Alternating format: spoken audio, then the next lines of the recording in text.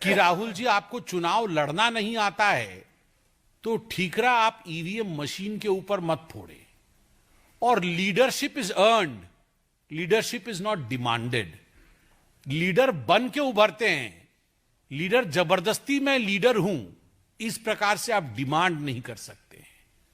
अब ये जो गांधी परिवार और राहुल जी की लीगेसी है, इसकी सच्चाई अब उनके घटक दल भी जान रहे हैं। 1964 में जो जवाहरलाल नेहरू मेमोरियल म्यूजियम होता था, म्यूजियम एंड लाइब्रेरी, तीन मूर्ति पे जो स्थित है, और आज जहां प्राइम मिनिस्टर म्यूजियम, मेमोरियल और लाइब्रेरी है, देश के तमाम प्रधानमंत्री के मेमोरी में, उनके स्मरण में, उनकी भूमिकाओं पर वहां पर संग्रहालय बनाया गया है, पीएमएमएल। पीएमएमएल को चलाने के लिए, प्रधानमंत्री के संग्रहालय को चलाने के लिए लगभग एक 29 दल का सदस्य का मेंबर है। और फरवरी 2024 को मीटिंग हुई थी, उसकी मिनट्स रिकॉर्डेड है, उसकी मिनट्स भी पब्लिक है। उस मीटिंग में एक बहुत बड़ा विषय, एक गंभीर विषय पहली बार पब्लिक डोमेन में लाया गया। पब्लिक डोमेन में उनके मीटिंग में यह बताया गया कि 1971 में जवाहरलाल नेहरू के जो पत्राचार थे, अब प्रधानमंत्री ने एक रिप्रेजेंटेटिव को भेजा। रिप्रेजेंटेटिव का नाम एमवी राजन है।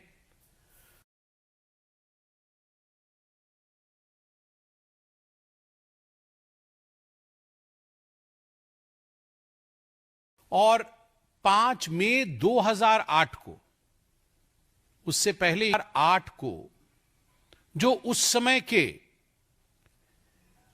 डायरेक्टर थे नेहरू मेमोरियल लाइब्रेरी के,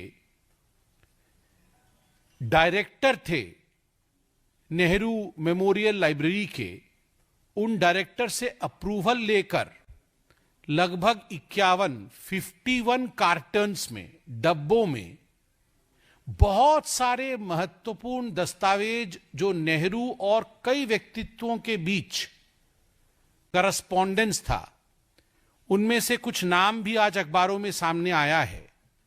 नेहरू और मुख्यतः एडवीना माउंटबेटन, आपको याद होगा लॉर्ड माउंटबेटन की धर्मपत्नी lady Mountbatten, Edwina Mountbatten, Nehru ji और एडवीना माउंटबेटन के बीच जो करस्पॉन्डेंस था, ठीक उसी प्रकार जननायक, लोकनायक, हम सभी जानते हैं जयप्रकाश नारायण जी, जिन्होंने भारत के सबसे काले अध्याय, इमरजेंसी के खिलाफ जिन्होंने बढ़ चढ़ के क्रांति किया, वैसे जयप्रकाश नारायण जी के साथ भी जो करस्पॉन्डेंस या संवाद रहा, पत्राचार रहा।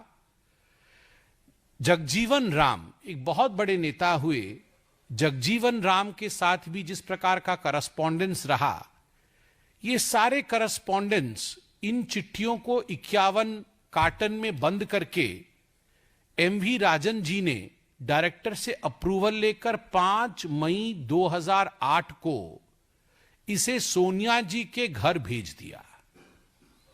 It was sent to the residence of the then UPA chairperson Sonia Gandhi जी।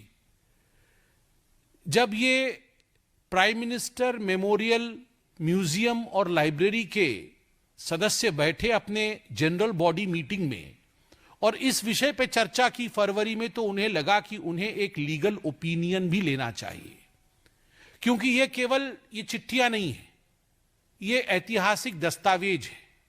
इसमें किस प्रकार का करस्पॉन्डेंस हुआ, यह देश को जानने का अधिकार है। और यह निजी प्रॉपर्टी नहीं है, this is not personal property, क्योंकि यह 1971 में डोनेट किया गया था और राष्ट्रीय धरोहर में सम्मिलित था। This was part of the treasure of the nation of India. ये म्यूजियम का एक हिस्सा था। अगर म्यूजियम से कोई मूर्ति आप ले जाएं, म्यूजियम से कोई पेंटिंग आप ले जाएं, तो ठीक प्रकार अगर आप म्यूजियम से कोई चिट्ठी ले जाएं तो क्या ये न्यायोचित होगा? Is this legal? इस विषय में इस कमिटी ने लीगल ओपिनियन लिया। लीगल ओपिनियन लेने के पश्चात दिसंबर के महीने में ही, इसी दिसंबर के महीने में एक चिट्ठी लिखी गई राहुल गांधी जी को, और ये चिट्ठी अहमदाबाद के एक हिस्टोरियन हैं जो prime minister museum memorial library उसके एक मेंबर भी हैं और एक जाने माने चेहरे हैं। उनका नाम है रिजवान कादरी।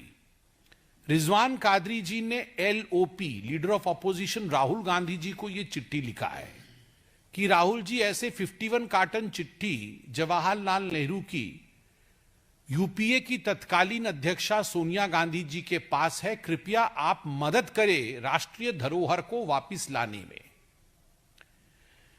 मित्रों, मैं ये कहना चाहता हूं कि this is a historical heritage. ये इतिहास की विरासत है। ये किसी परिवार का अपना प्रॉपर्टी नहीं है। ये चिट्ठियां क्योंकि मेरे दादा ने लिखी या मेरी नानी ने लिखी, मेरे पिताजी ने लिखा, इसलिए ये मेरी प्रॉपर्टी है, दिस इज एंटाइटलमेंट। ये नहीं हो सकता है। ये राष्ट्र का धरोहर है। देश के इतिहास को अच्छे तरीके से समझने के लिए, जानने के लिए यह अनिवार्य है कि आप इन चिट्ठियों का अध्ययन करें, इनका संकलन करें और उसके पश्चात देश के इतिहास को पढ़ाएं। They form an important part of the comprehensive history of India. और मुझे कहते हुए आश्चर्य हो रहा है और दुख भी हो रहा है, 2010 से इन सारी चिट्ठियों का डिजिटाइजेशन होना था। इनको स्कैन करके डिजिटल माध्यम से इनको आगे बढ़ाना था। और 2010 में डिजिटाइजेशन से पहले ही सोनिया जी ने इन चिट्ठियों को अपने पास मंगा लिया, तो स्वाभाविक है हमारे मन में यह प्रश्न उठेगा कि इन चिट्ठियों में ऐसा क्या करस्पॉन्डेंस था कि गांधी परिवार नहीं चाहती थी कि यह करस्पॉन्डेंस पब्लिक हो।